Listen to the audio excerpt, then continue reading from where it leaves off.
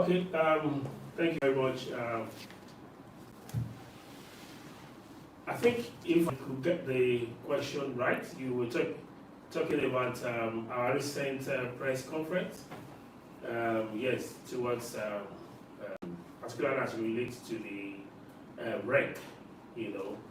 Basically, we have looked at the whole scenario and we have been at forums where there has been continuous clamor that the wreck should be changed.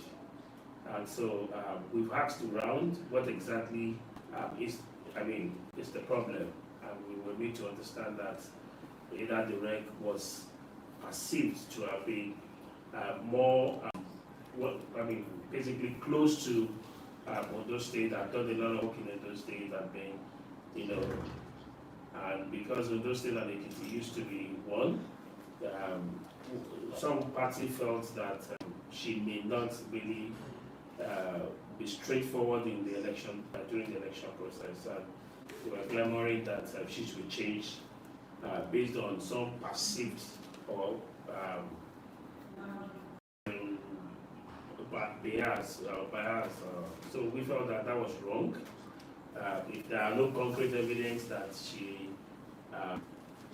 you have against her, why continue to intimidate her? Why continue to make her unsettled?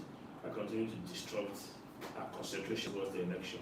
And don't forget that, she's also a woman that has been elected, has been appointed as a rec. And probably, maybe because she's a woman, we felt that they just want to pick on her. One of our arguments within the press conference was that even if she's changed, are they going to bring a woman to replace her? Which I think we understand. We have cases, if you take the case in Edo State, where even the gentleman, the rec there was known to have been close to one political figure. What did they do to that person? So it was like just picking on her for nothing's sake. So we thought the women within our fold decided to do that press conference, and we as men had to stand by them to insist that what they are trying to do is wrong, and we will not stand for it. Now, if you do that, you're already creating tension in the state. And we felt that we don't want the things that we have experienced so far to be shattered by this clamor that we felt wasn't necessary. And that's the essence of our press conference.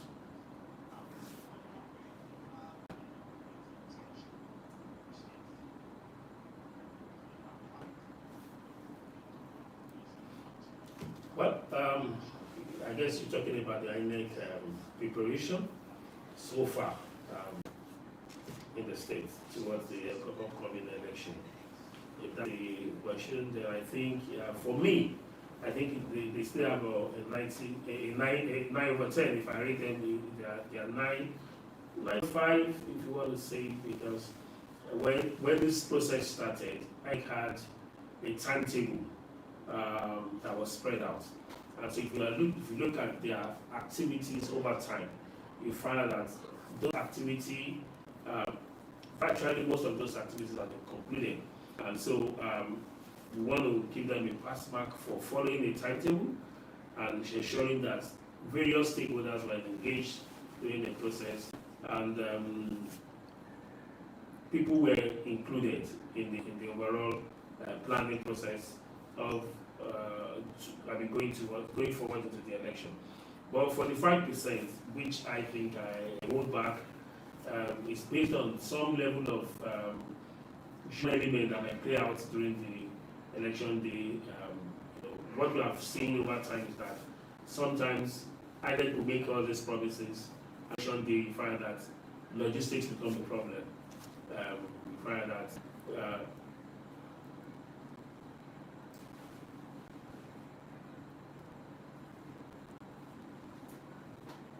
thank you.